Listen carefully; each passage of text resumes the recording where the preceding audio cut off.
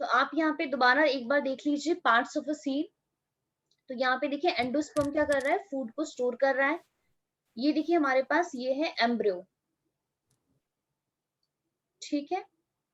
और यहाँ पे ओनली हमारे पास सिंगल कॉटिलेडन्स होती है और ये ही डेवलप होती है न्यू प्लांट के अंदर। ये डाइकॉट का सीड है। हमारे पास देखिए सबसे बाहर सीड कोट होता है। सीड कोट की भी 2 लेयर होती है। आउटर वाली को कहते हैं टेस्टा, इनर वाली को कहते हैं टेगमेन। ओनली काम होता है सीड को प्रोडक्ट करने का। और ये ओव्यूल के किस पार्ट से बनती है, इंटेगुमेंट से बनती है। उसके बाद देखिए हमारे पास ये प्लूम्यूल है जो शूट अराइज करेगी। और इस प्लूम्यूल के नीचे कौन है, एपिकोटाइल है। उसके बाद ये रेडिकल है और रेडिकल के नीचे वाला पोर्शन है हाइपोकोटाइल। और ये 2 हमारे पास है कॉटिलेडन्स, ठीक है। तो अब यहाँ पे देखिए हमारे पास सीड हमें कब मिलता है, ऑब्वियस सी बात है आफ्टर सेक्सुअल रिप्रोडक्शन के बाद ही मिलेगा। जब हमारा फर्टिलाइजेशन हो जाएगा, एग हमारा फर्टिलाइज हो गया है। एग फर्टिलाइज होने के बाद ओव्यूल किसके अंदर चेंज हो जाता है, सीड के अंदर। और जो ओवरी है, ओवरी किस में चेंज हो जाती है, फ्रूट के अंदर। तो सीड क्या है, फाइनल प्रोडक्ट है सेक्सुअल रिप्रोडक्शन का। तो ध्यान रखना जितने भी सीड हमें मिलते हैं और जितना भी जो भी हमें फ्रूट मिलता है वो किसका रिजल्ट है, सेक्सुअल रिप्रोडक्शन का रिजल्ट है। बिना सेक्सुअल रिप्रोडक्शन के ना तो सीड मिलेगा ना ही हमें फ्रूट मिलेगा। लेकिन एक्सेप्शन जरूर है, अभी हम उनके बारे में भी बात करेंगे। बहुत सारे फ्रूट ऐसे हैं और बहुत सारे सीड ऐसे हैं जो हमें बिना फर्टिलाइजेशन के मिले हैं, बिना सेक्सुअल रिप्रोडक्शन के मिले हैं। लेकिन अगर हम एक जनरल बात करते हैं तो सीड क्या होता है, फर्टिलाइज्ड ओव्यूल है, मतलब फर्टिलाइजेशन के बाद ही मिलता है। और सीड कहाँ होता है, इनसाइड द फ्रूट, सबको पता है आपको। और सीड फ्रूट के अंदर होगा, लेकिन किसके अंदर, in case of the angiosperm. Gymnosperm में भी सीड होता है लेकिन वहां पे सीड कैसा होता है, नेगेट होता है। तो अब देखिए सीड में क्या क्या चीजें हैं। सीड कोट है जो किसने बनाया है, इंटेगुमेंट ने। कॉटिलेडन्स है जो मोस्टली फूड स्टोर करने का काम करती है, कहाँ पे, in case of the dicot. और हमारे पास एक एम्ब्रियोनिक एक्सिस होती है। अब हमारे पास ये जो कॉटिलेडन्स जो है एम्ब्रियो की, सिंपल स्ट्रक्चर होता है, जनरली थिक होता है। थिक क्यों होता है, क्योंकि वो फूड को स्टोर करने का काम करता है, इसीलिए आपका उभरा हुआ सा होता है, सोलन होता है। और किसमें फूड स्टोर करने का काम करता है, लेग्यूम्स में। जितने भी हमारे पास लेग्यूमिनस प्लांट होते हैं लाइक पी, बीन, ग्राउंडनट वगैरह। अब इसके बाद यहाँ पे देखिए ये भी हमारे पास अगेन डाइकॉट का ही सीड है। और ये किसका सीड है, ये हमारे पास ग्राम सीड है। सबने देखा होगा चने का दाना ऐसे ही होता है, ब्राउन ब्राउन कलर का ही होता है। और बीच में हमारे पास इस तरीके से यहाँ पे एक ग्रुप भी होती है। अब प्लीज अगर किसी ने नोटिस नहीं किया, प्लीज आज नोटिस करना। अगर आप चने का बीज देखोगे ना, वहां पे छोटा सा एक होल, छोटा सॉरी एक होल होता है। ये जो होल होता है ये हमारे पास माइक्रोपाइल रीजन ही होता है। काम क्या होता है इसको, इसका एक्सचेंज ऑफ गैसेस करना, रेस्पिरेशन में हेल्प करता है प्लांट की। कैसे करता है अभी हम इसके बारे में बात करेंगे, लेकिन प्लीज इसको जस्ट ओनली ध्यान में रख लो। ये जो छोटा सा होल होता है, इस होल को हम कहते हैं माइक्रोपाइल रीजन कहते हैं, मतलब माइक्रोपाइल सॉरी होल होता है। और यहाँ पे ये 2 कॉटिलेडन्स है। और ये देखिए हमारे पास ये एम्ब्रियोनिक एक्सिस है। तो कॉटिलेडन्स के अपर वाला पोर्शन फ्लूमल, नीचे वाला रेडिकल। अब जैसे भी अभी अभी हमने बात की कि जब हमारे पास वहां पे एम्ब्रियो की फॉर्मेशन होती है, तो कई बार तो सारा का सारा एंडोस्पर्म यूज हो जाता है उस एम्ब्रियो को बनाने के लिए। और कई बार कुछ अमाउंट में ही एंडोस्पर्म आपका यूज होता है। तो उसके बेसिस पे ही बाद में सीड बनता है। हमने कहा सीड आपके 2 टाइप के होते हैं, एक होते हैं एंडोस्पर्मिक और दूसरे होते हैं नॉन एंडोस्पर्मिक। अब हमारे पास जो सीड नॉन एंडोस्पर्मिक होते हैं उसे ही हम कहते हैं नॉन एल्ब्यूमिनस सीड। और जो सीड हमारे पास एंडोस्पर्मिक होते हैं उसे कहते हैं एल्ब्यूमिनस सीड। एक ही बात है, तो ध्यान रखना। एल्ब्यूमिनस सीड को ही क्या कहते हैं, एंडोस्पर्मिक सीड कहते हैं। एंड नॉन एंडोस्पर्मिक को ही क्या कहते हैं, नॉन एल्ब्यूमिनस। अब यहाँ पे देखिए क्या लिखा है, वही बातें जो भी हमने हमें बात की। जो हमारे पास ये नॉन एल्ब्यूमिनस सीड होते हैं, हैव नो रेजिडुअल एंडोस्पर्म। हमें यहाँ पे कोई भी एंडोस्पर्म नहीं मिलता, उसका कोई रेजिड्यू नहीं मिलता। क्यों नहीं मिलता, as it is completely consumed during the embryo development. जब हमने एम्ब्रियो की डेवलपमेंट की थी तो सारा का सारा एंडोस्पर्म हमने यूज कर लिया था, क्या बनाने के लिए, एम्ब्रियो बनाने के लिए। इसीलिए हमें उस सीड के अंदर बिल्कुल भी एम्ब्रियो नहीं मिला। For example P and groundnut, but exception जरूर है, और एक्सेप्शन कौन सी थी हमारे पास, केस्टर की, जो जिसके भी अभी अभी हमने बात की, हमें वहां पे एंडोस्पर्म देखने को मिलता है, बल्कि वो हमारे पास डाइकॉट भी होता है। लेकिन सेकंड है albuminous seed retain a part of endosperm, उसके अंदर एंडोस्पर्म का पार्ट है, क्यों है, because as it is not completely used up during the embryo development.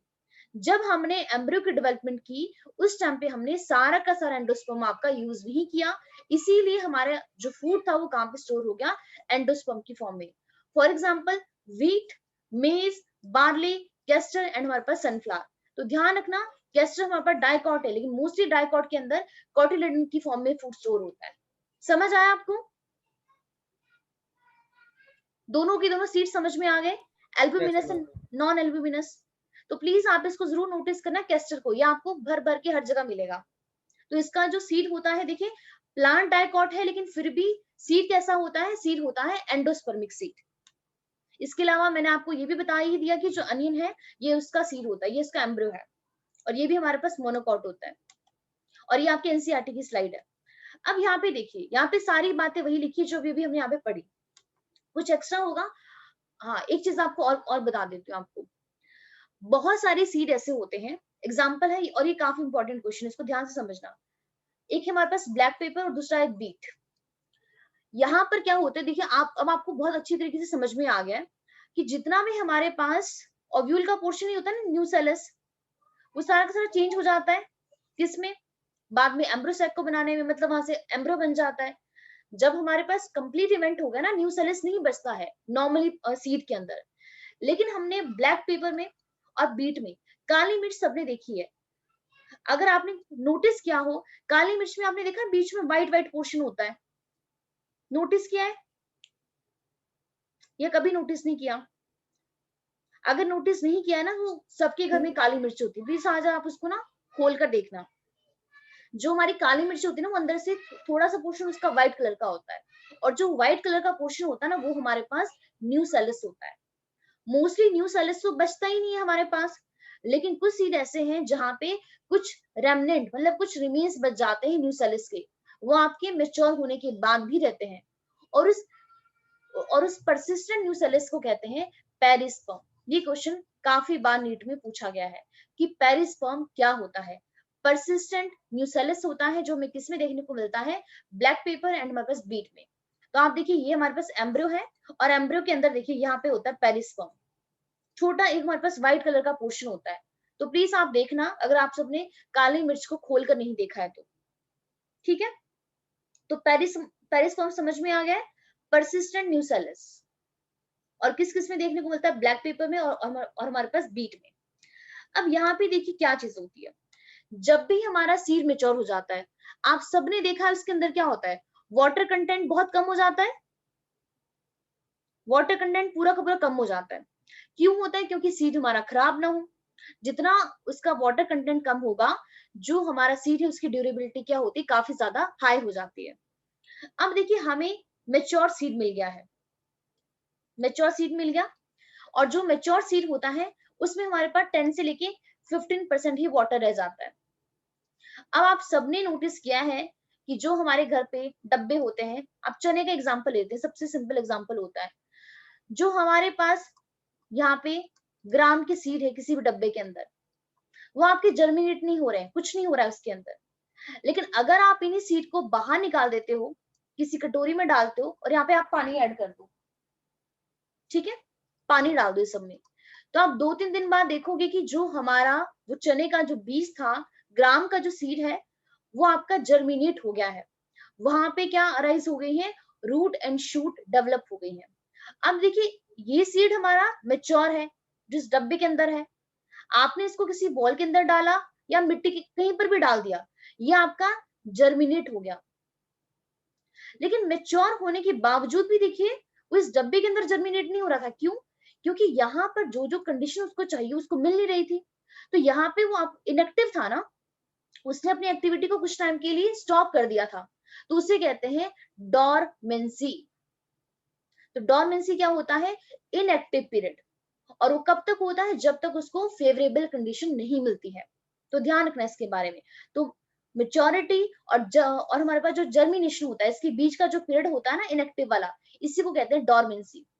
तो यहाँ पे वही बात होती है कि जो सारे सीड है ना उनकी डॉर्मेंसी भी डिपेंड करती है।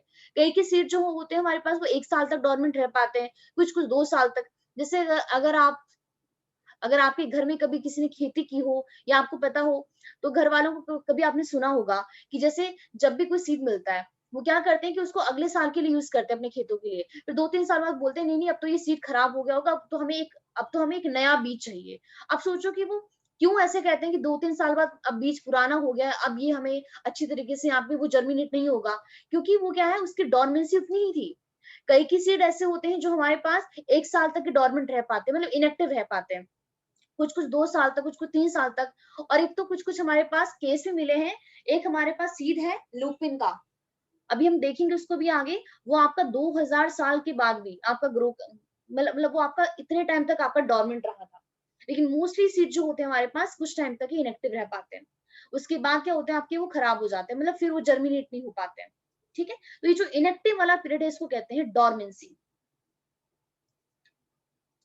सो इंटेगुमेंट जो होती है ओव्यूल की, हार्डन है, प्रोडक्टिव सीड कोट है, टफ सीड कोट। तो यही अभी हमने बात की थी कि जो ये प्रोडक्टिव सीड कोट है कौन बनाता है, इंटेग्यूमेंट ही बनाती है। माइक्रोपाइल अभी भी बात की, छोटा सा होल होता है। अब ये देखिए डब्बे में पड़ा हुआ सीड भी जर्मिनेट कर रहा है, इसका मतलब क्या है कि ये सीड हमारे पास डेड नहीं है, ये कैसा है, ये लिविंग है, ये हमें बता रहा है। लेकिन देखिए अब इसे छोटा सा होल क्यों रखा हुआ है वहां पे, अब इसके अंदर मेटाबॉलिक एक्टिविटीज तो चल ही रही है, लेकिन वो क्या हो गई, बहुत ज्यादा स्लो हो गई है, काम कर रहा है वो। अब वो स्लो तो हो रही है, लेकिन गैस का एक्सचेंज कैसे करेगा, इस होल के थ्रू करेगा। तो micropyle remain as a small pore in the seed coat. तो सीड कोट के अंदर एक छोटा सा होल होता है, सारे सीड में होता है, आप अच्छी तरीके से नोटिस करना। काम क्या होता है इसका, they facilitate entry of oxygen and water into the seed during the germination. तो जर्मिनेशन के टाइम पर जब वाटर वहां पे एंटर होता है, फिर हमारा सीड स्वेल हो जाता है ना, जैसे आप अभी मैं आपको चने का एग्जांपल वो आपके स्वेल हो जाते हैं। स्वेल होने के बाद वो कॉटिलिडन्स ब्रेक डाउन हो जाते हैं और वहां से आपका एम्ब्रियो बाहर निकल आता है। So as a seed mature, its water content is reduced. जैसे जैसे सीड हमारा मैच्योर होता है वो आपका उसके अंदर का वाटर कंटेंट कम हो जाता है, और सीड रिलेटिवली क्या बन जाता है, ड्राई। कितना परसेंट वाटर होता है, ओनली 10 to 15% ही मॉइस्चर होता है। आप सबने भी नोटिस की होगी कि अगर हम कोई भी चीज ज्यादा टाइम तक रखना चाहते हैं तो हम क्या करते हैं, उसको सुखा देते हैं, क्योंकि सुखाने से क्या होता है उसकी ड्यूरेबिलिटी हाई हो जाती है, कोई भी इसका इन्फेक्शन नहीं होता है, कोई भी फंजाई उसको खराब नहीं कर पाती है। तो यहाँ पे क्या है कि जो जनरल मेटाबॉलिक एक्टिविटीज जो होती है एम्ब्रियो की, वो स्लो डाउन हो जाती है। लेकिन स्लो डाउन कहाँ पर होती है हमारे पास, मेच्योर सीड के अंदर। एम्ब्रियो में enter a state of inactivity, और इसी इनएक्टिविटी को कहते हैं डॉर्मेंसी। लेकिन जब इस एम्ब्रियो को फेवरेबल कंडीशन मिलेगी, फेवरेबल कंडीशन का मतलब क्या है, एक एडिक्वेट मॉइस्चर मिलेगा, ऑक्सीजन मिलेगी, सुटेबल टेम्परेचर मिलेगा, तो वो आपका जर्मिनेट कर जाएगा। और बाद में फर्टिलाइजेशन के बाद क्या होगा, ओव्यूल हमारा किसके अंदर चेंज हो जाएगा, सीड के अंदर, एंड ओवरी चेंज हो जाएगी फ्रूट के अंदर।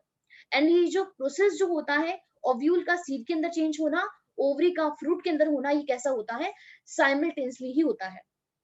अब ये जो वॉल जो है ओवरी की, किसमें डेवलप हो जाती है, वॉल ऑफ द फ्रूट, उसे कहते हैं पेरिकार्प। तो अभी हमने यही सारी बातें की है हमारे पास, जो ओवरी की वॉल है वो फ्रूट के अंदर क्या बना देती है, पेरिकार्प, जो फ्रूट की वॉल बन जाती है।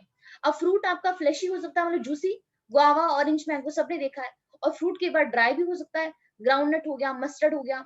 Many fruit have evolved mechanism for dispersal of the seed. ठीक है, अब यहाँ पर जो भी हम बात करेंगे वो करेंगे यहाँ पे वाइबिलिटी की। बट उससे पहले एक बार मैं आपको कुछ यहाँ पे पिक्चर्स और दिखाना चाहती हूँ, आप उसको एक बार अच्छे तरीके से देख लीजिए। जैसे भी मैंने आपको कहा कि हमारे पास ये जो सीड होता है, सीड आपका कब बनता है, एक मिनट, ये देखिए आप यहाँ पे देख पा रहे हो, आप एक फिगर देख पा रहे हो, यहाँ पे क्या लिखा है, फ्लावर टू फ्रूट ट्रांजिशन। ये देख पा रहे हो, ये हमारे पास फ्लावर है, और देखिए ये हमारे पास फ्रूट है ग्रीन वाला, इस फ्रूट के अंदर ही सीड होगा। तो आपको अच्छी तरीके से ये नजर आ रहे हैं, ये पेटल्स हैं इसके, अब नीचे सेपल्स भी होंगे। अब देखिए जैसे जैसे देखो ये आपका फ्रूट बड़ा होता जा रहा है, फ्रूट बड़ा होने के साथ साथ ही इसके जो सेपल और पेटल है, और यहाँ पे देखिए अगर ये फ्रूट है, यहाँ पे हमारे पास स्टिग्मा और स्टाइल भी तो होगा, ये सारे गिर जाते हैं। देख पाना आप, दोनों चीजें इस पिक्चर के अंदर आपको नजर आ रही है। हमें साथ में फ्रूट भी नजर आ रहा है और हमें यहाँ पे सेपल पेटल भी नजर आ रहे हैं, और बीच में देखिए फ्रूट डेवलप हो रहा है। तो देखिए ये जो फ्रूट की डेवलपमेंट है ये कौन करवा रहा है? ओवरी। ओवरी होती है ना सबसे बेस में, जो स्टिग्मा स्टाइल वो तो गिर गए आपके। समझ पा रहे हो आप? फ्रूट का ट्रांजिशन देख पा रहे हो, मतलब फ्लावर से फ्रूट का ट्रांजिशन। जितने भी हमारे पास देखिए ये जो स्टेमन, कार्पल, पेटल्स, ये सारे के सारे आपके शेड ऑफ हो जाते हैं, सारे गिर जाते हैं, कुछ नहीं बचता हमारे पास। अब यहाँ पे देखिए जो इतनी देर से भी मैं आपको यहाँ पे एपिकोटाइल हाइपोकोटाइल बता रही थी, एक बार आप उसको भी देख लीजिए। ये देखिए हमारे पास डाइकॉट सीड है, जब वो आपका ग्रो करता है। ये देखिए हमने मिट्टी में अपना कोई भी सीड लगा दिया, अभी जस्ट एग्जांपल ले रहे हैं यहाँ पे डाइकॉट का ही, तो आपको बहुत अच्छे तरीके से पता है, ध्यान से देखना, ये नीचे वाला रेडिकल है, ये रेडिकल है, ऊपर वाला हमारे पास प्लूमेल होता है। ये अब ध्यान से देखिए, यहाँ पे छोटा सा होल होता है, इसी को बोलते हैं माइक्रोपाइल रीजन, और इसी के अंदर कौन है? एम्ब्रियो है। तो एम्ब्रियो देखिए अब यहाँ पे अच्छे तरीके से, नीचे वाला रेडिकल है, और ये हमारे पास ये तो रूट हेयर्स है। अब रेडिकल के साथ ही कौन है? रेडिकल के ऊपर है हाइपोकोटाइल। ये देखिए कॉटिलिडन के नीचे वाला पोर्शन है, देख सकते हो यहाँ पे देखिए कॉटिलिडन किस तरीके से यहाँ पे देखिए सीड हमारा डेवलप होता है। अब देखिए नीचे वाला ये रेडिकल है और ये हमारे पास हाइपोकोटाइल है। अब देखिए ये आपका ग्रो कर गया है, तो देखिए कॉटिलिडन्स है, ये आपकी इसके बाद क्या होती है? ये आपकी टूट जाती है, और ये देखिए एम्ब्रियो हमारा पूरा आपका ग्रो कर गया है। तो ऊपर लीव्स है। अब यहाँ पे अच्छी तरीके से देखिए, ये कॉटिलिडन्स है, कॉटिलिडन का अपर वाला पोर्शन ये एपिकोटाइल है, और कॉटिलिडन के नीचे वाला पोर्शन ये हाइपोकोटाइल है। तो कॉटिलिडन के नीचे वाला हाइपो मतलब कॉटिलिडन से नीचे हाइपोकोटाइल, और कॉटिलिडन के ऊपर वाला एपिकोटाइल, नीचे रेडिकल और ऊपर हमारे पास प्लूमेल। तो हमारे पास ये देखिए, जब हमारा जो सीड है, जब इसकी डोरमेंसी ब्रेक होती है ना, तो ब्रेक होने के बाद ही सीड हमारा जर्मिनेट करता है। और डोरमेंसी ब्रेक होने का मतलब क्या है? जो हमारा सीड कोट है जब इसका ब्रेकडाउन होता है, अगर एक कॉटिलिडन हमारे पास अगर इसका ब्रेकडाउन नहीं होगा ना, तो कभी भी हमारे पास ये एम्ब्रियो बाहर ही नहीं निकलेगा। और ये कब निकलता है?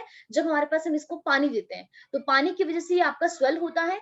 स्वेल होने के बाद एक यहाँ पे प्रेशर जनरेट होता है। आप आई होप आप सबने इम्बाइबिशन के बारे में पढ़ा होगा। इम्बाइबिशन पढ़ा है प्लस वन में? हम एक इसकी इकोनॉमिक इंपॉर्टेंस पढ़ते हैं ना वहां पे, इम्बाइबिशन की सॉरी इंपॉर्टेंस पढ़ते हैं, कि वहां पे जो हमारा जो सीड जो जर्मिनेट करता है वो इम्बाइबिशन की वजह से करता है, कि जब यहाँ पे पानी भरता है तो यहाँ पे एक प्रेशर जनरेट होता है, जिसकी वजह से कॉटिलिडन्स का ब्रेकडाउन हो जाता है, और बाद में तभी हमारा ये जो एम्ब्रियो है वो आपका बाहर निकल कर आता है। याद है सबको? प्लस वन में आपने किया होगा। आप यहाँ पर भी देख सकते हैं, ये देखिए मेज में भी देखिए और अदर ग्रासेस में भी देखिए क्या होता है। नीचे वाला देखिए यहाँ पे रेडिकल और ऊपर यहाँ पे हमारे पास ओनली कॉलियोपटाइल दिखाया गया है। पटाइल से नीचे कौन होगा? यहाँ पे प्लूम्यूल होगा। तो ये देखिए ऊपर वाला कॉलियोपटाइल है, नीचे वाला कॉलियोराइजा होता है, और ये हमारे पास लीव्स है। तो दोनों की जर्मिनेशन में डिफरेंस होता है, लेकिन बात ये है कि इसको अपने एम्ब्रियो को बाहर निकलना पड़ेगा सीड से, और वो कैसे निकलता है? जब वहां पे एक प्रेशर जनरेट होता है। ठीक है, समझ आ गया आपको? तो अब यहाँ पे अपनी स्लाइड के ऊपर मूव करते हैं। तो अभी भी हमने यहाँ पे सीड के बारे में पढ़ा। अब हम यहाँ पे बात करेंगे viability of seed after after dispersal. ये जब सीड एक बार हमारा गिर गया, उसके बाद उसकी कितनी वायबिलिटी है, वो कब तक आपका सर्वाइव कर सकता है। जैसे हमने पोलन ग्रेन के केस में बात की थी कि पोलन ग्रेन की भी वायबिलिटी होती है। एक बार पोलन ग्रेन आपका शेड हो गया, एंथर से हो गया, आपका स्टेमन से हो गया, उसके बाद वो कितने टाइम तक आपका सर्वाइव कर सकता है। तो हमने देखिए यहाँ पे क्या देखा, जैसे भी मैंने कहा कि वो डिपेंड करता है plant to plant, see to see depend करता है कि सबकी वायबिलिटी डिफरेंट डिफरेंट होती है। किसी किसी की वायबिलिटी होती है कुछ महीने की, किसी किसी की होती है साल की। लेकिन जो एक हमें जो केस मिला है वो इसका नाम है लुपिनस, ये काफी इंपॉर्टेंट है। हमारे पास एक फ्लावर है, एक प्लांट है जिसका नाम है लुपिनस आर्क्टिकस, ये वाला, और इसका सीड हमें 10,000 पुराना मिला। और हमने क्या देखा कि 10,000 पुराना सीड बीज जब हमने इसको ग्रो करवाया, तो उससे हमें क्या मिल गया? एक प्लांट मिल गया। तो आप देख रहे हो कि अगर 10,000 साल पुराना सीड है, मतलब वो आपका कब तक इनएक्टिव रहा है? उसकी डोरमेंसी कितनी रही? 10,000 पुरानी। तब तक इनएक्टिव होने के बावजूद भी उसने बाद में यहाँ पे जर्मिनेशन शो किया है, तो ये बहुत बड़ी बात है। तो ये सबसे पुराना है, 10,000 साल पुराना, और ये हमें मिला था आपका आर्कटिक टुंड्रा में मिला था। इसके अलावा एक हमें 2000 साल पुराना मिला है, उसका नाम है फिनिक्स डक्टाइलिफेरा, जिसे कॉमनली हम डेड पाम कहते हैं। आपने ये भी हर जगह देखे होंगे। तो इसका सीड हमें 2000 साल पुराना मिला था, और ये हमें मिला था आपका, यहाँ पे कोई एक हमारे पास एक पैलेस है किंग हेरोड के पास नियर द डेड सी। तो हमने जब यहाँ से इसके सीड कलेक्ट किए, वो सीड कितने पुराने थे, 2000 साल पुराने। और जब हमने सीड को लगाया तो उसके बाद हमें उसे एक प्लांट बॉडी मिल गई। तो सोचो 2000 साल तक ये सीड हमारा क्या रहा, डॉर्मेंट रहा, उसके बावजूद भी ये क्या कर गया, आपका जर्मिनेट कर गया। लेकिन मोस्टली ऐसा नहीं होता है, जो हमारे सीड होते हैं वो आपके के बाद कुछ महीने तक और कुछ सालों तक ही डॉर्मेंट रह पाते हैं। लेकिन ये दो काफी इंपॉर्टेंट एग्जांपल है। एक हमारे पास डेट पाम का जिसका नाम है फिनिक्स डक्टाइलिफेरा, जो हमारे पास 2000 साल पुराना सीड हमें मिला था, कॉमनली से डेट पाम कहते हैं। और सेकंड हमारे पास ल्यूपिनस आर्क्टिकस, कॉमनली से हम ल्यूपिन कहते हैं, और ये हमें कहां से मिला था, आर्कटिक टुंड्रा से। कितना पुराना है, 10,000 साल पुराना। और बाद में जब हमें इसके सीड मिले, वो सीड क्या कर गया, हमारा जर्मिनेट कर गया। ठीक है, तो यहाँ पे वाइबिलिटी में ये दो ही हमारे पास इंपॉर्टेंट एग्जांपल्स आते हैं। तो सीड क्या है, बेसिस है और हमारे एग्रीकल्चर के लिए। तो ये जो डिहाइड्रेशन जो होता है एंड जो डॉर्मेंसी होती है मेच्योर सीड की, क्रुशियल होती है for the storage of seed. अभी भी हमने यही बात की कि अगर हमारा सीड डिहाइड्रेटेड होगा, अगर उसके अंदर पानी कम होगा, तो ज्यादा से ज्यादा टाइम तक हम उसको स्टोर करके रख सकते हैं। यही रीजन होता है कि जब भी हम अपने खेतों में कुछ लगाते हैं, मान लो आपने मक्की लगा ली, गेहूं लगा लिया, राइस कुछ भी लगाया, उसके बाद हम उसको सुखाते हैं। सुखाते क्यों, क्योंकि उसका पानी सारा का सारा आपका निकल जाए, ताकि हम उसको ज्यादा से ज्यादा स्टोर कर सके। लेकिन अगर वो हमारे पास आपका ग्रीनिश होता है, काफी ज्यादा पानी है, तो वो आपका ज्यादा लंबे टाइम तक स्टोर नहीं हो सकता है। ठीक है, so which can be used as a food throughout a year and also to raise crop in the next season. In few species, कुछ species क्या है, seed lost the viability within a few months, कुछ महीने में ही loss कर देते हैं। and seeds of large species of large number of species live for the several years. some seed may alive for 100 of year, कुछ 100 तक ही रह पाते हैं। and there are several record of very old yet viable seed. यही दो important example है जो अभी मैंने आपको बताया। सबसे पुराना है लूपिन। क्या नाम है लूपिन का, साइंटिफिक नेम क्या है, लूपिनस आर्क्टिकस। कहां से मिला था, आर्कटिक टुंड्रा से मिला था। और सीड हमारा जर्मिनेट किया बाद में, फ्लावर मिले हमें, और किसके बाद, जब हमने इसकी पूरी की पूरी हमने इसकी कार्बन डेटिंग की। कार्बन डेटिंग से ही पता चलता है ना कौन कितना पुराना है, जो जिसमें हम आपके रेडियो एक्टिव का यूज करते हैं। तो हमें ये पता चला उससे कि हमारा जो ये सीड है वो आपका 10,000 साल पुराना था, 10,000 years ऑफ द डॉर्मेंसी। उसके बाद भी वो सीड हमारा जर्मिनेट कर गया। और सेकेंड एग्जाम्पल है हमारे पास 2000 ओल्ड ईयर्स प्लांट का, जिसका नाम क्या है, date palm, scientific name Phoenix dactylifera. कब डिस्कवर हुआ था, during the archaeological exhibition at the King Herod palace near the Dead Sea. ठीक है, समझ आ गया आपको, वाइबिलिटी वाला भी क्लियर हो गया। Yes ma'am. अब हम बात करेंगे नेक्स्ट फ्रूट की। अब देखिए फ्रूट हमारे पास दो टाइप के होते हैं, कब मिलते हैं, आफ्टर फर्टिलाइजेशन, सबको बस समझ में आ गया है। और जैसे अभी भी हमने बात की कि जब हमारे पास फर्टिलाइजेशन हो गई, फर्टिलाइजेशन होने के बाद देखिए यहाँ पर क्या होता है, हमारे पास जितने भी हमारे पास प्लांट के पार्ट है, वो सारे फ्लोरल पार्ट क्या हो जाते हैं, डीजेनरेट हो जाते हैं, फॉल ऑफ हो जाते हैं, सेपल पेटल सब कुछ गिर जाता है। ठीक है, और फ्रूट हमारा किससे डेवलप होता है, ओवरी से डेवलप होता है। ये काफी इंपॉर्टेंट पॉइंट है, ओवरी ही डेवलप होके क्या बनाती है, फ्रूट का फॉर्मेशन करती है। लेकिन हमारे पास ये टू टाइप की फ्रूट्स हैं, एक होते हैं ट्रू फ्रूट और दूसरे होते हैं फॉल्स फ्रूट। अभी ट्रू फ्रूट और फॉल्स फ्रूट में क्या फर्क है, अभी जैसे हमने कहा कि फ्रूट का डेवलपमेंट किससे होता है, ओवरी से होता है। जो फ्लावर के अंदर जो ओवरी है, ओवरी ही चेंज होती है फ्रूट के अंदर। अगर ओवरी ही पूरा का पूरा फ्रूट बना रही है, उसे कहते हैं ट्रू फ्रूट। जितना भी फ्रूट वाला पोर्शन है जो हम खाते हैं, अगर वो किसने बनाया है, ओवरी ने बनाया है, उसे कहेंगे ट्रू फ्रूट। लेकिन अगर ओवरी के अलावा हमारी फ्लावर का जो दूसरा वाला पार्ट होता है, अगर वो फ्रूट बनाने में कंट्रीब्यूशन करता है, उसे हम कहते हैं false fruit. For example apple, हमने एप्पल में क्या देखा है कि जो उसका जो थैलामस वाला पोर्शन होता है ना, ये वाला जितना भी पोर्शन जो हम ये खाते हैं, ये पूरा थैलामस होता है, एडिबल फूड। ये हमारा ओवरी से नहीं बनता है। ये देखिए जो हमारे पास जो ये वाला पोर्शन होता है ना, ये वाला, ये सेंटर वाला जो थोड़ा हार्ड हार्ड सा होता है, सबने देखा होगा जब हम एप्पल खाते हैं, जहाँ पे उसके सीड होते हैं, ये जो हार्ड वाला पोर्शन है, यही वाली ओवरी होती है, इसका कोर पोर्शन। बाकी पूरा पोर्शन हमारे पास ये सारा थैलामस होता है, बाहर वाला। तो यहाँ पर जो फ्रूट हमारा बना है, उसको बनाने में थैलामस ने कंट्रीब्यूट किया है, तो ऐसे फ्रूट को कहते हैं फॉल्स फ्रूट। समझ आ गया आपको? तो यहाँ पे क्या है, few species, for example apple, strawberry and cashew, इन तीनों में क्या होता है, थैलामस कंट्रीब्यूट करता है फ्रूट की फॉर्मेशन में, ओवरी कंट्रीब्यूट नहीं करती है, इसीलिए इन फ्रूट्स को हम कहते हैं फॉल्स फ्रूट कहते हैं इनको। लेकिन मोस्ट फ्रूट कहां से डेवलप होते हैं, ओवरी से ही डेवलप होते हैं, इसीलिए उसे हम कहते हैं ट्रू फ्रूट्स कहते हैं।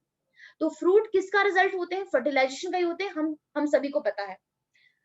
इतना तो सबको समझ में आ गया ना कि आफ्टर फर्टिलाइजेशन ही ओवरी हमारे पास फ्रूट के अंदर चेंज होती है। ओवरी फ्रूट के अंदर चेंज होती है कब, आफ्टर फर्टिलाइजेशन। लेकिन अभी हम एक चीज पढ़ेंगे, यहाँ पे क्या हो रहा है, हमारे पास कई फ्रूट ऐसे हैं कि वहां पर ओवरी के अंदर फर्टिलाइजेशन हुआ ही नहीं है, ओवरी के अंदर फर्टिलाइजेशन नहीं हुआ, फिर भी फ्रूट मिल गया। अब सिंपल सी बात है, जब भी फर्टिलाइजेशन होता है, तो फर्टिलाइजेशन होने के बाद दो ही चीजें होती है, ओवरी फ्रूट बना देती है, एंड सेकंड ओव्यूल सीड बना देता है। सबको पता है इसके बारे में, आफ्टर फर्टिलाइजेशन। लेकिन हमने क्या देखा कि कुछ कुछ फ्रूट ऐसे हैं, कुछ कुछ फ्रूट ऐसे हैं जो हमें कैसे मिल गए हैं, विदाउट फर्टिलाइजेशन, विदाउट फर्टिलाइजेशन। अब देखिए, अगर हमें फर्टिलाइजेशन के बिना ही फ्रूट मिल गया, तो वहां तो हमें सीड मिलेगा ही नहीं। तो ऐसे फ्रूट को हम कहते हैं पार्थेनोकार्पिक फ्रूट, जिसमें हम एग्जाम्पल आपका पढ़ते हैं बनाना का। इसीलिए आपने बनाना में कोई सीड नहीं देखा है, इसलिए वो इजी होता है, क्योंकि जो भी हम मोस्टली फ्रूट्स वगैरह खाते हैं सब में सीड हमें देखने को मिलता है। लेकिन बहुत, बनाना एक ऐसा फ्रूट है जो हमें कैसे मिलता है, बिना फर्टिलाइजेशन के मिलता है, इसीलिए बनाना को हम वर्जिन प्लांट भी कहते हैं। आपने सुना होगा इसके बारे में। तो यहाँ पे देखिए क्या है, काफी इंपॉर्टेंट चीज है, ध्यान से समझना इस बात को, क्योंकि अभी हम आगे दो टर्म और पढ़ेंगे, एक पढ़ेंगे आपका एपोमिक्सिस और सेकंड पढ़ेंगे पॉलीएम्ब्रियोनी, उसमें कंफ्यूज नहीं होना है। देखिए यहाँ पर क्या है, in most of the species fruits are the results of fertilization. सबको पता है फ्रूट किसका रिजल्ट होता है, फर्टिलाइजेशन का, सीड भी फर्टिलाइजेशन का रिजल्ट है। But there are few species in which fruit develop without fertilisation. जहां पर फ्रूट बिना फर्टिलाइजेशन के ही बन गया है, ऐसे फ्रूट को कहते हैं पार्थेनोकार्पिक फ्रूट। काफी इंपॉर्टेंट है। तो बनाना इज वन सच एग्जाम्पल। लेकिन इस पार्थेनोकार्पी को हम आर्टिफिशियली भी इंड्यूस करवा सकते हैं। कैसे करवा सकते हैं, with the help of the growth hormones. जो प्लांट के अंदर जो हार्मोन्स होते हैं, अगर हम उन हार्मोन्स को ट्रीट करते हैं ओवरी के साथ, तो कई बार हमारा जो फ्रूट होता है वो बिना फर्टिलाइजेशन के बन जाता है, और उस फ्रूट को कहते हैं पार्थेनोकार्पिक फ्रूट। लेकिन ऐसे फ्रूट क्या होते हैं, सीडलेस होते हैं, क्योंकि ये बना कैसे है, विदाउट फर्टिलाइजेशन, तो ओव्यूल तो चेंज हो ही नहीं पाता सीड के अंदर। ठीक है, समझ आया आपको? तो हमने भी यहाँ पे तीन तरह के फ्रूट पढ़े। सबसे पहला था ट्रू फ्रूट, जो किससे बनता है, जो ओवरी से डेवलप होता है। सेकंड फॉल्स फ्रूट, जो ओवरी के अलावा बाकी का कोई पार्ट यहाँ पे फ्रूट बनाने में कंट्रीब्यूशन कर रहा है, उसे कहते हैं फॉल्स फ्रूट। थर्ड फ्रूट है पार्थेनोकार्पिक फ्रूट, मतलब फ्रूट तो बन रहा है लेकिन बिना फर्टिलाइजेशन के बन रहा है, तो ऐसा फ्रूट क्या होगा, सीडलेस होगा, और एग्जाम्पल है बनाना। समझ आ गया आपको? ये तीनों टाइप की फ्रूट समझ में आ गए, ट्रू फ्रूट, फॉल्स फ्रूट, और लास्ट है पार्थेनोकार्पिक फ्रूट।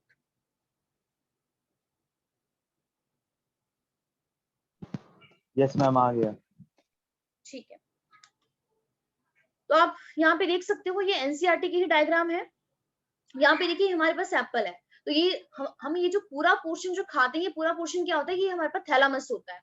ठीक है, ये हमारे पास आपका ओवरी नहीं होती है, क्या होता है, थैलामस वाला पोर्शन होता है। और यहाँ पे देखिए, ये जो स्ट्रॉबेरी में जो हम खाते हैं, स्ट्रॉबेरी में भी थैलामस वाला पोर्शन ही होता है। यहाँ पर भी ओवरी से नहीं बनता है ये फ्रूट। ठीक है, इसके बाद हमारे पास जो लास्ट है वो है एपोमिक्सिस एंड पॉलीएम्ब्रियोनी। अब यहाँ पर भी अब ध्यान से समझना, हमने अभी भी क्या बात की, पार्थेनोकार्पी क्या था, सीड लेस फ्रूट, मतलब फ्रूट तो हमें मिला है लेकिन वहां पर सीड नहीं है, और किसके थ्रू मिला है, पार्थेनोकार्पी के थ्रू मिला है। अभी हम यहाँ पे पढ़ेंगे एपोमिक्सिस के बारे में एंड पॉली एम्ब्रियोनी के बारे में, ये क्या होती है, इसको भी आप ध्यान से सुनना।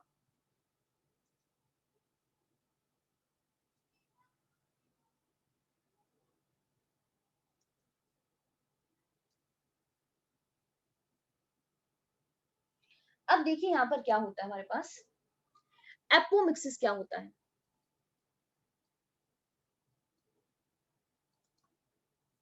स्पेलिंग मिनट, एपोमिक्सिस, ठीक है। एपोमिक्सिस क्या है, हमें यहाँ पे क्या मिला है, सीड मिला है, मतलब फ्रूट में मिला है, ऑब्वियसली सीड मिला है, बट कैसा मिला है, विदाउट फर्टिलाइजेशन। पार्थेनोकार्पी में हमें क्या मिला था, सीडलेस मिला था, फ्रूट मिला था बिना फर्टिलाइजेशन के। बट एपोमिक्सिस में क्या होता है, सीड की फॉर्मेशन होती है बिना फर्टिलाइजेशन के। अब यहाँ पे देखिए क्या हो रहा है, आप सबको पता है कि सीड हमें किससे मिलता है, ओवरी होती है, ओवरी के अंदर कौन प्रेजेंट है, ओव्यूल प्रेजेंट है, ओव्यूल होता है, और ओव्यूल के अंदर कौन होता है, सबको पता है, एम्ब्रियो सैक होता है। एम्ब्रियो सैक के अंदर कौन प्रेजेंट है, एग प्रेजेंट है। जब ये एग फर्टिलाइज होता है उसके बाद ही हमारा ये जो ओव्यूल है किसके अंदर चेंज होता है, सीड के अंदर चेंज होता है। अब ध्यान से समझना, यहाँ पे क्या हुआ, जो हमारा ये एग था, ये जो एग था वो बिना फर्टिलाइजेशन के ही एम्ब्रियो के अंदर चेंज हो गया। ये जो एग है किसके अंदर चेंज हो गया, एम्ब्रियो के अंदर चेंज हो गया। और कैसे हुआ, बिना फर्टिलाइजेशन के, without fertilisation.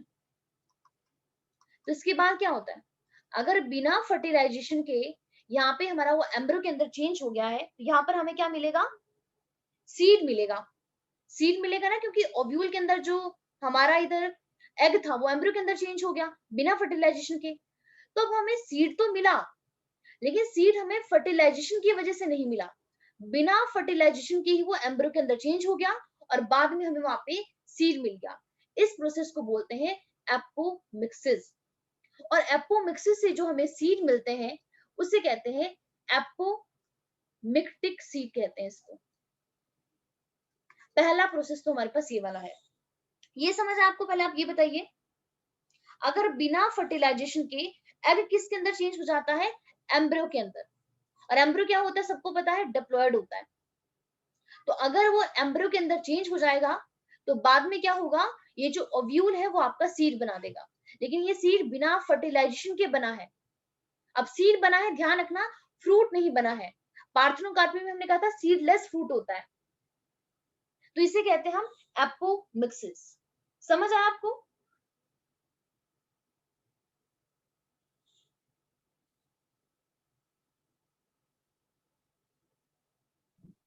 Yes ma'am. Yes ma'am. Okay, अब इसके बाद देखिए क्या हो रहा है, नेक्स्ट हमारे पास आता है पॉली एम्ब्रियोनी। अब ये क्या होती है इसको भी समझ लीजिए। अब हमारे पास ओवरी है, सेम वही ओवरी है, ओवरी के अंदर कौन होता है, ओव्यूल होता है, ओव्यूल है। ओव्यूल के पास क्या होता है, मास होता है सेल का, उस मास ऑफ सेल को क्या बोलते हैं, न्यूसेलस। और बताइए इस न्यूसेलस की प्लॉइडी क्या होती है, हैप्लॉइड और डिप्लॉइड, सबको पता है क्या होती है, बताइए, डिप्लॉइड होती है। किसी को कोई डाउट तो नहीं है ना इसके अंदर कि न्यूसेलस डिप्लॉइड होता है। न्यूसेलस के अंदर कौन प्रेजेंट होता है, एम्ब्रोसैक होता है, एम्ब्रोसैक प्रेजेंट है। और एम्ब्रोसैक के अंदर ही कौन होता है, एग प्रेजेंट होता है। अब देखिए कई बार क्या होता है, हमारे पास ये जो न्यूसेलस है, बाहर जो इसके जो सेल होते हैं कैसे होते हैं, सारे के सारे डिप्लॉइड होते हैं नेचर में। ये आपकी बहुत ज्यादा माइटोटिक डिवीजन करना स्टार्ट कर देते हैं। कौन? न्यूसेलस के सेल। और इतनी माइटोटिक डिवीजन करते हैं कि इसके न्यूसेलस के जो सेल होते हैं ना, वो इस एम्ब्रोसैक के अंदर आ जाते हैं। न्यूसेलस के सेल क्या करते हैं? बहुत ज्यादा माइटोटिक डिवीजन करते हैं और कहाँ एंटर हो जाते हैं? इस एम्ब्रोसैक के अंदर। और बाद में जो ये सेल अंदर आए हैं, वो यहाँ पे क्या करते हैं? एम्ब्रियो की फॉर्मेशन करना स्टार्ट कर देते हैं। तो एक ही एम्ब्रोसैक के अंदर क्या होते हैं? मल्टीपल एम्ब्रियो का फॉर्मेशन हो जाता है। अब न्यूसेलस खुद भी डिप्लॉयड था, एम्ब्रियो भी डिप्लॉयड ही है, और न्यूसेलस ने डिवाइड किया माइटोटिकली, अंदर यहाँ पे बहुत सारे सेल बनाए और यहाँ पे बहुत सारे एम्ब्रियो बन गए। इसी को ही कहते हैं poly embryony. Poly embryony, poly मतलब मैनी, मल्टीपल एम्ब्रियो का फॉर्मेशन होना। लेकिन कैसे होना? सेम वही, विदाउट फर्टिलाइजेशन। और बाद में सीड तो मिलेगा ही मिलेगा हमें, ठीक है, क्योंकि अगर एक बार एम्ब्रियो हमें मिल चुका है तो। समझ आया आपको? तो यही था हमारे पास एपोमिक्सिस एंड आपका पॉली एम्ब्रियोनी। तो यहाँ पे देखिए, एक बार इसको रीड करते हैं, अगर नहीं समझ आया इसको दोबारा कर लेंगे। देखिए क्या है, ऑल्दो सीड किसका रिजल्ट होता है, किसका प्रोडक्ट होता है? सबको पता है, फर्टिलाइजेशन का ही प्रोडक्ट होता है। अब फ्यू फ्लावरिंग प्लांट, लेकिन कुछ प्लांट ऐसे हैं, for example some species of the Asteraceae. Asteraceae कौन सी वाली फैमिली है? जो हमारे पास सनफ्लावर होता है, सनफ्लावर इसी फैमिली को बिलोंग करता है। ग्रासेस हो गए, have evolved a special mechanism to produce seed. Seed बनाया है, बट कैसे बनाया है? विदाउट फर्टिलाइजेशन, उसे कहते हैं एपोमिक्सिस। तो प्लीज ध्यान में रखना, एपोमिक्सिस में सीड बनता है बिना फर्टिलाइजेशन के, पार्थेनोकार्पी में फ्रूट बनता है विदाउट फर्टिलाइजेशन। ठीक है, सो एपोमिक्सिस किसका फॉर्म है? एसेक्सुअल रिप्रोडक्शन का, लेकिन ये मिमिक करता है सेक्सुअल रिप्रोडक्शन को। अब देखिए क्या बोल रहा है, सेक्सुअल रिप्रोडक्शन का रिजल्ट होता है सीड। तो जो सेक्सुअल रिप्रोडक्शन का जो रिजल्ट सीड है, वो यहाँ पे हमें बिना फर्टिलाइजेशन के ही मिल रहा है। ठीक है, तो अब बिना फर्टिलाइजेशन के मिल रहा है, वो एसेक्सुअल मोड ही हुआ, एसेक्सुअल मोड हुआ रिप्रोडक्शन का, लेकिन वो मिमिक्री कर रहा है सेक्सुअल रिप्रोडक्शन की। इसीलिए हम कहते हैं एपोमिक्सिस क्या है? Is a form of asexual reproduction that mimic the sexual reproduction. There are several ways of the development of the apomictic seed. तो वही वही बात होगी, ऐसा सीड जो हमें एपोमिक्सिस से मिला है उसे कहते हैं एपोमिक्टिक सीड। अब देखिए क्या बोल रहा है, इन सम स्पीशीज, कई स्पीशीज में क्या होता है, जो हमारा डिप्लॉयड एग सेल है, कई बार वो क्या बोल रहा है, डिप्लॉयड एग सेल का फॉर्मेशन हो गया। मतलब जो एम्ब्रियोसैक के अंदर जो एग है, वो बिना बिना रिडक्शन डिवीजन के फॉर्म हो गया। मतलब वहां पे जो एमएमसी थे, वहां पे मियोसिस नहीं हुआ और उसके बिना ही एग बन गया, और बाद में वो एग किसके अंदर चेंज हो गया? Develop into embryo without fertilisation, और बिना फर्टिलाइजेशन के वो एम्ब्रियो के अंदर चेंज हो गया। समझ आया? इसी को कहते हैं एपोमिक्सिस। लेकिन यहाँ पे क्या है, more often in many citrus और mango variety of the some of the nucellar cell. जो सिट्रस की कुछ वैरायटी है, मैंगो की कुछ वैरायटी, उसमें क्या होता है, some of the nucellar cell, मतलब जो न्यू सेलर सेल होता है जो एम्ब्रियोसैक को सराउंड करता है, वो आपका डिवाइड करना शुरू कर देता है, और डिवाइड करने के बाद वो कहाँ एंटर हो जाता है? Protrude into the embryo sac. Embryo sac के अंदर वो आपका एंटर हो गया, और बाद में किसके अंदर डेवलप हो गया? एम्ब्रियो के अंदर। अब ऐसी स्पीशीज में बहुत सारे ओव्यूल बनते हैं, सॉरी ईच ओव्यूल के अंदर मल्टीपल एम्ब्रियोज बनते हैं। अब एक से ज्यादा एम्ब्रियो बने हैं, इसीलिए उस प्रोसेस को कहते हैं polyembryony. So occurrence of more than one embryo in seed is referred to as a polyembryony. समझ आया आपको? Apomixis and poly embryony.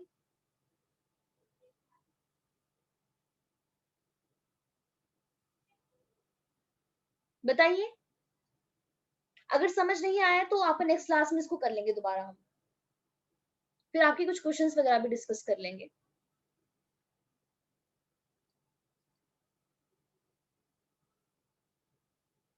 आपका 1 मिनट से कम टाइम रहेगा, बाकी फिर आप नेक्स्ट क्लास में ही करेंगे अब।